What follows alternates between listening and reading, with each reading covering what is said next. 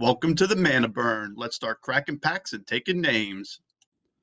Hey everybody, welcome to the Mana Burn. This is Steve, and today we're going to do a deck tech for a customer of mine. The commander is going to be Nylea Keen-Eyed. He asked me for big stompy creatures that a lot of people don't play with in every deck, but that'll still have good synergy. So with Nylea the Keen-Eyed. So she's Nylea Keen-Eyed, 3 colors and a green for 5/6 indestructible legendary enchantment creature god. As long as your devotion to green is less than 5, Nylea isn't a creature. Creature spells you cast cost 1 colorless less to cast. And for 2 colorless and a green, you can reveal the top card of your library. If it's a creature card, put it into your hand. Otherwise, you may put it in your graveyard. So that's the build around. I'll go through each idea here, and we'll go through a couple of the win cons as well. I'm not going to go through the basic lands. Obviously, everybody knows, hey, wow, you put forest in the deck. Okay, cool. But I will tell you, I think there's 32 forests in here, maybe 31, but there's around 30, 31. Our only planeswalker in the deck is going to be Vivien, Champion of the Wilds. She's 2 colorless and a green. She comes with 4 loyalty counters, and her ability, you may cast creature spells as though they had flash. That's the best. Obviously, that's the reason why she's in here. But the +1 until your next turn, up to 1 target creature gains vigilance and reach. -2, look at the top 3 cards of your library. Exile 1 face down and put the rest on the bottom of your library in any order. For as long as it remains exiled, you may look at that card and you may cast it if it's a creature card. So to answer a couple questions. One, if you do the -2 ability, and the creature is, let's say you exile the creature underneath the Vivien, but Vivien dies, you can still cast that creature. You just can't do it at flash speed anymore. The card doesn't go away just because Vivien goes away. So that's one of the greatest things about her. Now we're getting into some of the artifacts. We have, first off, the Great Henge, which is coming very useful. I've played this deck probably 10 to 12 times already. With the play group that I play with in the evenings and on the weekends and stuff. So, all right. So the Great Henge, this spell costs, or it's 7 colorless green. It costs X less to cast, where X is the greatest power among creatures you control. Believe me, getting this out for 2 or 3 mana is very easy in this deck. But then you tap it, add 2 green, and gain 2 life. And whenever a creature enters the battlefield under your control, put a +1/+1 counter on it and draw a card. So the fact that you can play creatures at flash with Vivien, and there's a couple other cards that allow you to do that, and the fact that you get to draw a card every time a creature comes into play, awesome draw engine. Next is Nyx Lotus, 4 colorless and enters the battlefield tapped. But then you can tap it, you choose a color, add an amount of mana of that color equal to your devotion. So basically a Nykthos Shrine, which of course is in here. All right, Akroma's Memorial is 7 colorless. Creatures you control have flying, first strike, vigilance, trample, haste, and protection from black and red. Couple of reasons why this is in here. One, green has the biggest issue in the world with blocking or taking care of flying creatures, so this allows your creatures all to have flying. But also the trample. And the protection from black and red is great too, but I'm not going to spend too much time. Lightning Greaves, Haste and Shroud, Swiftfoot Boots, Hexproof and Haste, so you can get some of your big nasty creatures out quick. And then Shadow Spear gets 1/1 and has Trample and Lifelink. The reason why this is in here is for the -1. Permanents your opponent's control lose Hexproof and Indestructible until the end of turn. So if you're playing somebody that's got a God deck and you want to swing it and they're like, oh, my creatures aren't going to die, well, there you go. That's one way to take care of that. Next, we have a few enchantments. We don't have a ton of them. I think there's maybe 4 enchantments in here. Growing Rights of Itlimoc. So Growing Rights of Itlimoc, basically, the reason why this is in here is once you have 4 creatures, you transform Growing Rights of Itlimoc, you flip her, and you add green mana for each creature you control. So that's the main reason why that's in here, again, for the mana ramp. And also you get to search for a creature when it comes into play. Guardian Project, 3 colorless and a green. Whenever a non-token creature enters the battlefield under your control, If it doesn't have the same name as another creature you control or a creature in your graveyard, draw a card. So obviously, Commander, not going to have the same. This is a badass card, man. This has worked out so well for me. Lurking Predators, 4 colorless, green, green.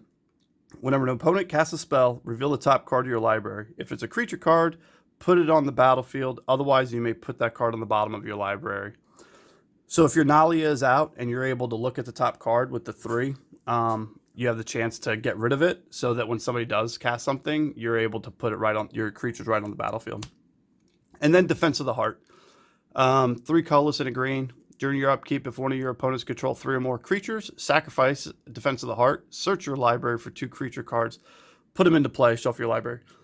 For 4 mana, you're going to get 2 of these big old creatures. All you need is for 1 person in your play group, if you're playing heads up, or 3 or 4 others. You know, somebody get 3 creatures out, pretty quick and painless to do, and then you just go get your biggest, baddest guys and put them out on the battlefield. You get 2 of them, and we'll go through who the biggest bad boys are, but you'll see them here shortly. Shared Summons, 3 colorless, green, green. Search your library for up to 2 creature cards with different names, reveal them, put them in your hand, then shuffle your library. Again, another win con. Cast it right at the end of somebody's end step, right before your turn. Get those cards in your hand, and boom, helps you draw out your wins. So spot removal with Beast Within. Destroy a permanent. They get a 3/3 green beast. Heroic Intervention.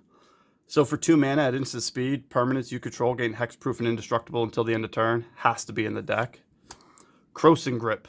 Another great card. 2 colorless and a green. Split second. Destroy an artifact or enchantment.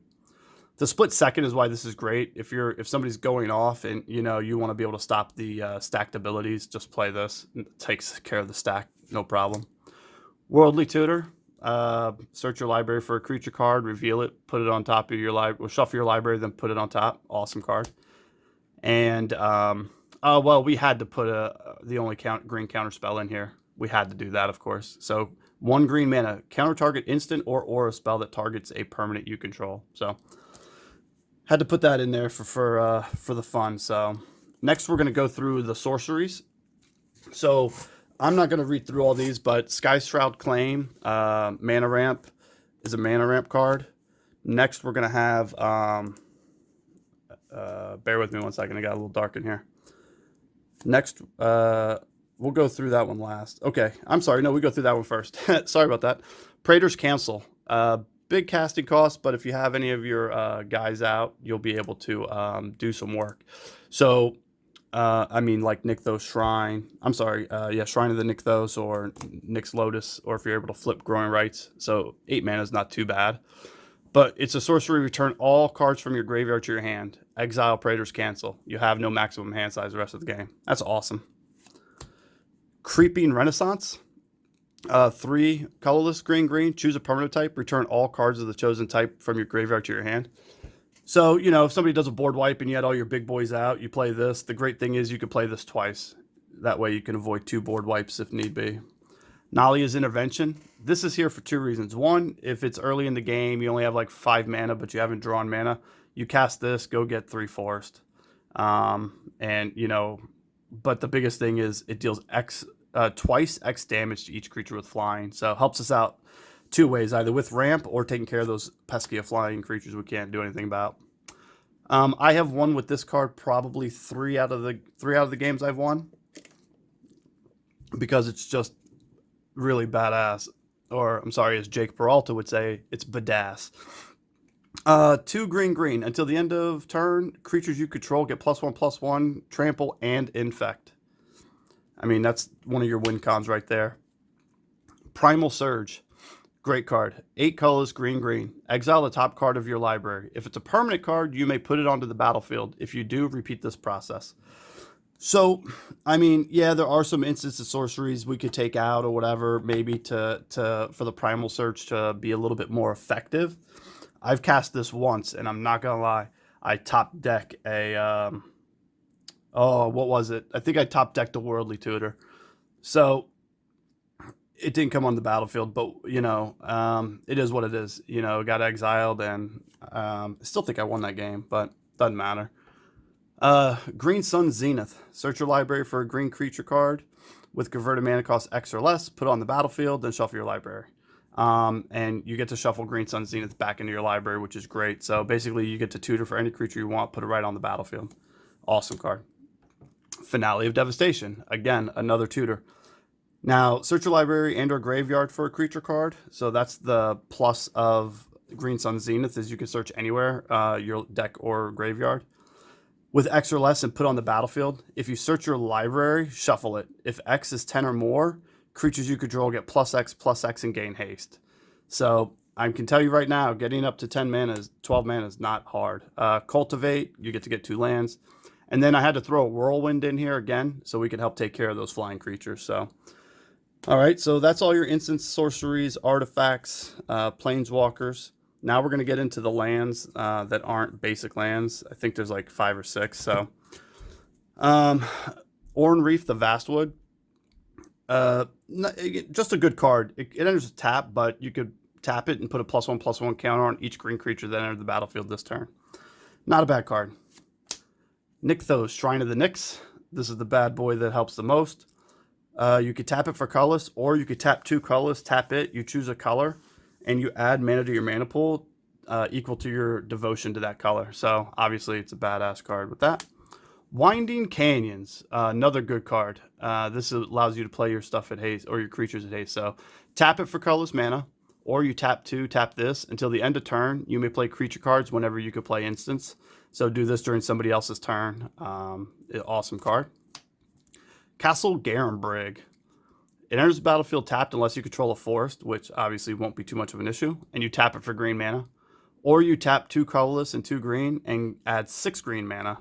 And you can only activate this to cast creature spells or activate abilities of creatures. So tap this for 4, do Nylea's twice. Reliquary Tower, no maximum hand size. Temple of the False Gods, 2 colorless mana if you have 5 or more lands.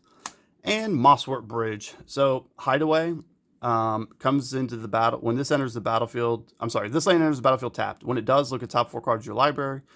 You can exile anything and put the rest on the bottom. I actually drew this, and I got Nykthos, Shrine of the Nyx, and put it under here. Then you pay a green, tap it. You may play the exile card without paying its mana cost if creatures you control have power 10 or greater, which, as you all will see here shortly, will not be a problem and will happen rather quickly. So this 2-card combo right here has won probably 5 games, 4 or 5 games that I played. Craterhoof Behemoth, 5 colorless, green, green, green for a 5/5 with haste. When it enters the battlefield, creatures you control gain trample and get +X until the end of turn, where X is the number of creatures you control. You think you got 7 creatures out, you throw this guy out, they're all getting, now you have 8 creatures, they're all getting +8/+8 with trample and infect. I mean, just in the +8/+8 with 8 creatures out, doing the math, that's what, 64? You know, so even if they could block a little bit, they're still going to go away. If you have the biggest threat at the table, you could swing and trample all over them. So now we're going to get into some of the creatures. And there are some other creatures that definitely help us with our win cons as well. So we have Stonehoof Chieftain, 7 and a green for an 8/8. He's trample and indestructible. And whenever a creature you control attacks, it gets trample and indestructible as well. Awesome card. Champion of Lambolt. This is a great card if you can get out early. Creatures with power less than Champion of Lambolt's power can't block creatures you control. So it basically, my camera's not liking this card. Okay. Sorry about that. Whenever another creature enters the battlefield under your control, put a +1/+1 counter. You get 8 creatures out. She gets +8/+8. Now it's a 9/9. Creatures less than 9 can't block anything you have. It's awesome. Fierce Empath, another tutor.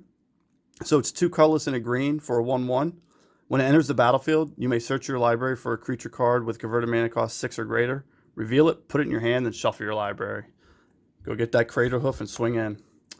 God Eternal Ronus. So 3 green, green for a 5/5 with Death Touch.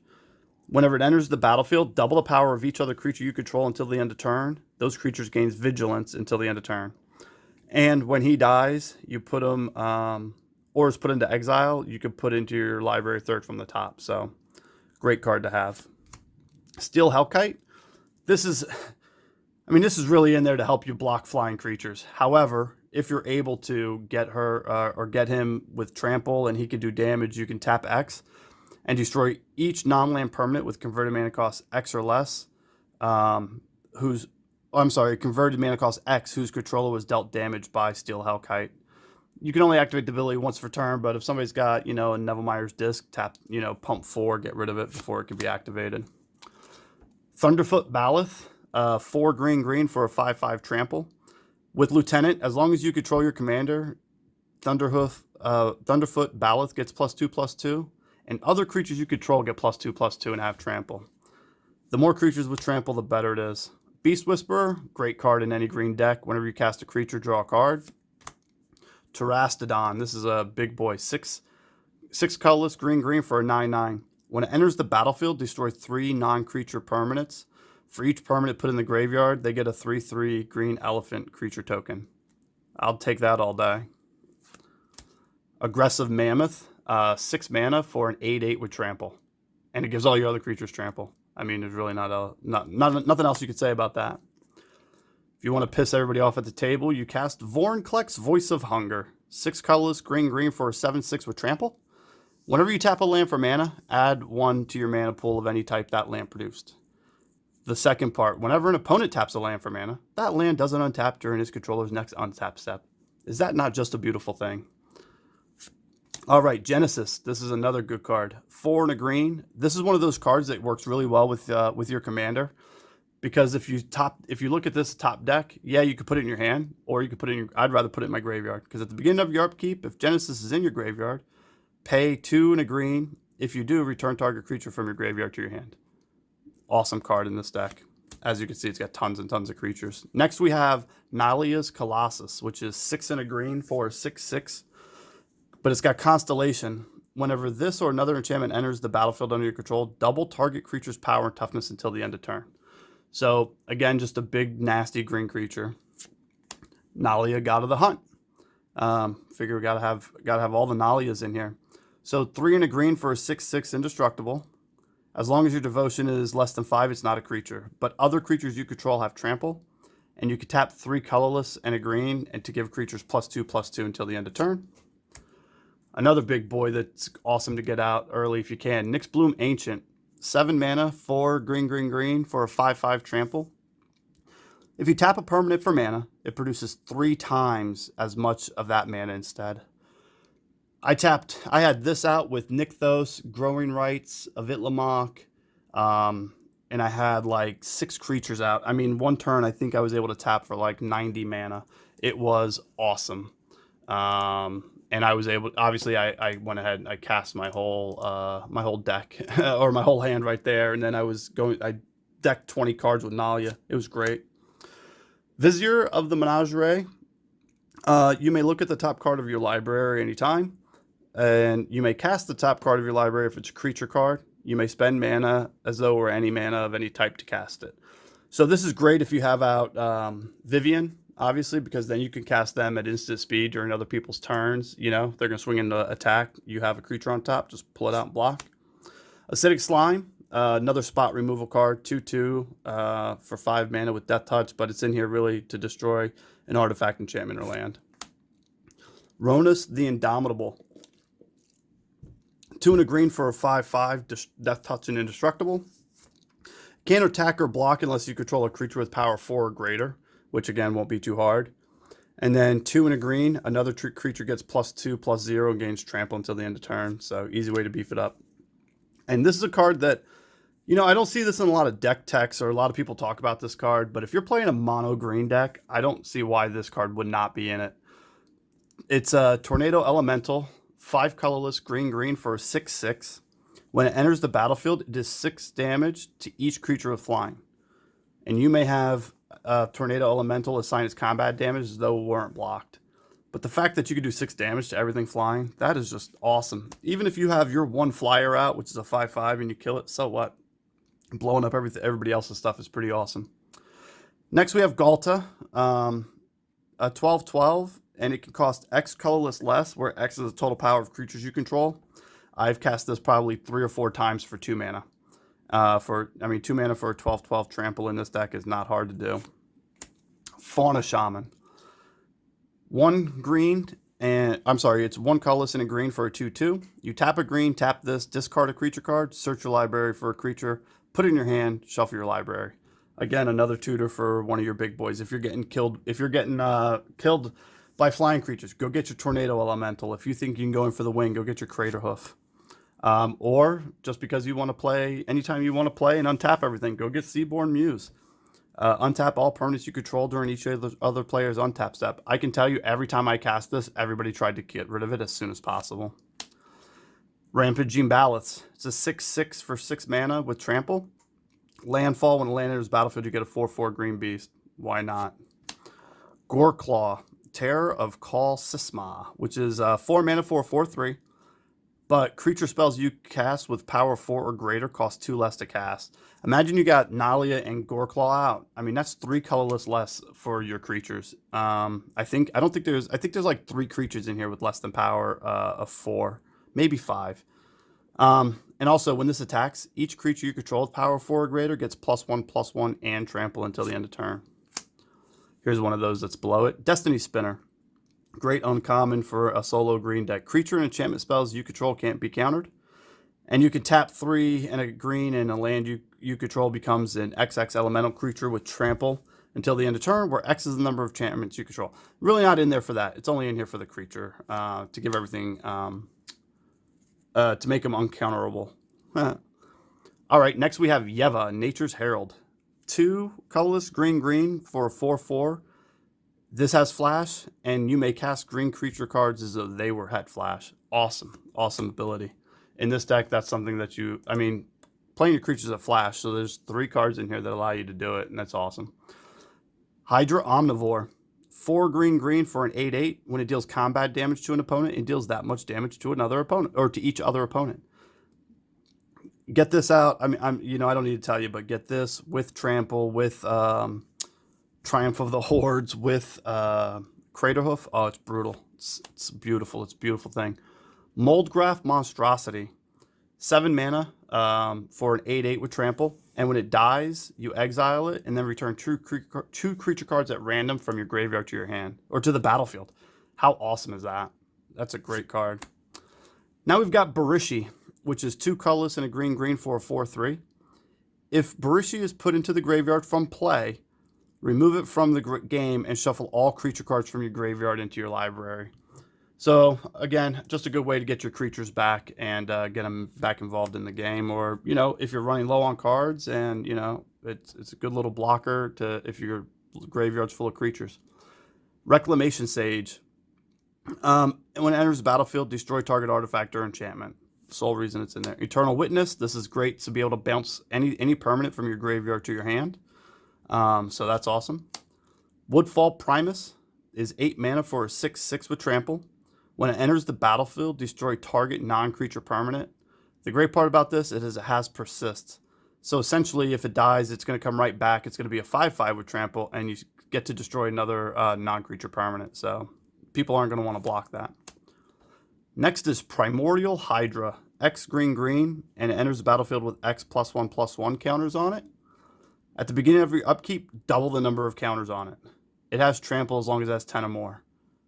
It's going to be pretty easy to cast this for 6 to 8 at least, and so after 1 turn, getting it over 10 is not going to be difficult. And then this is your best kind of board wipe. So Bane of Progress, 4 green.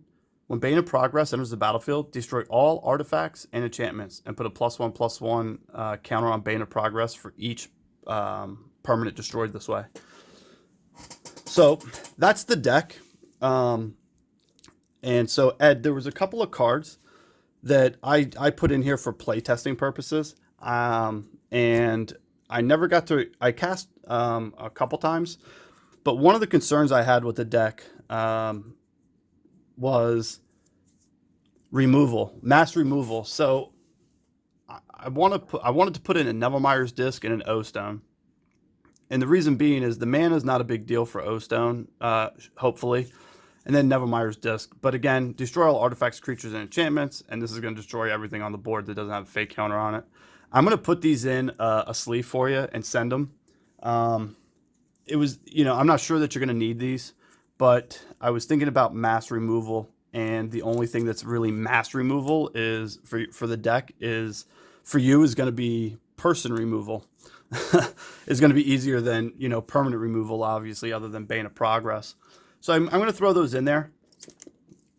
The only other cards that I was debating were a Sylvan Library and a Sensei's Divining Top, or a Miri's Guile, which are all cards that let you look at the top 3, put them back in any order, or manipulate the top deck. I took those out for one reason and one reason only.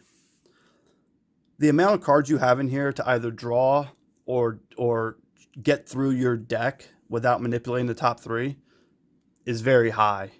However, can you replace a couple of these, permanents with one of those? Obviously you can. And I went through and I thought about it, and you can take this with a grain of salt, or take it and run with it. But the cards that I thought that would be the easiest to get rid of would maybe be the Barashi. And if I was going to take out 2, I'm only going to talk about 2 cards specifically. And Ronus the Indomitable. You have to pump him. You have to pump Ronus to give your stuff a trample. Whereas there's 7, 8 other cards in there that just give him trample because. But he's so cheap for the power. He's so good. And Barashi, I think it's good that way because for the graveyard recursion. So I don't know if it's worth taking those out for a couple of board wipes, or if they're worth taking out for a couple of cards to top deck manipulation. So, but those are my 2 cents. Again, take them for what they are. I think I played this deck, like I said, multiple times. I'm a little annoyed that I have to go ahead and package this up and mail it out to you because I did not build a second one for myself. However, I will put the deck list. Obviously, I'm going to send the deck list with the deck to you, Ed, and I'll probably post the deck list in the descriptions of the video. So I hope you enjoy it, and these will be mailed out on Wednesday, the 22nd, and so I'll update you with the tracking info, and have fun and let me know how she goes. Thanks everybody for watching. Bye.